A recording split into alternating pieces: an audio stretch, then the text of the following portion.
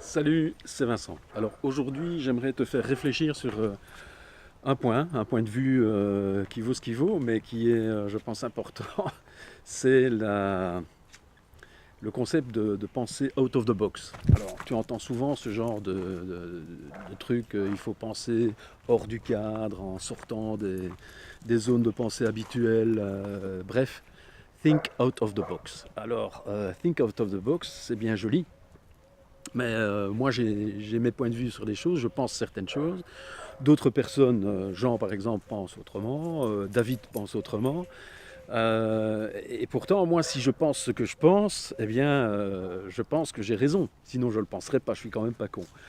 Et David pense exactement la même chose, et Jean pense exactement la même chose. Et donc, on peut avoir franchement des idées ou des points de vue totalement différents sur certains concepts ou certaines idées ou que sais-je. Et il n'est pas possible à moi, Vincent, d'être à la place de Jean ou d'être à la place de David, qui lui a pourtant un angle totalement différent sur la chose et qui serait peut-être intéressant pour moi d'avoir. Mais je suis moi, et si ce que je le pense correctement, il n'y a pas de raison que je pense autrement. Certains gars du développement personnel vont te dire think out of the box et ils vont te donner toute une théorie là-dessus. Ils vont même te faire des petits exercices avec 9 cercles que tu dois joindre avec quatre droites sans bouger ton bic et en fait tu n'y parviens pas et puis la seule manière de le faire c'est en sortant de la zone quoi, hein, du cadre qui est construit par les 9 cercles. Euh, et, et franchement, bon, c'est beau d'un point de vue théorique, mais d'un point de vue pratique, comment est-ce qu'on peut faire quoi? Enfin, je veux dire, c'est pas possible que je sois quelqu'un d'autre pendant 5 minutes pour pouvoir trouver de nouvelles idées. Trouver des nouvelles idées, je pourrais à la limite trouver des idées dans des bouquins ou trouver des idées en discutant avec des gens.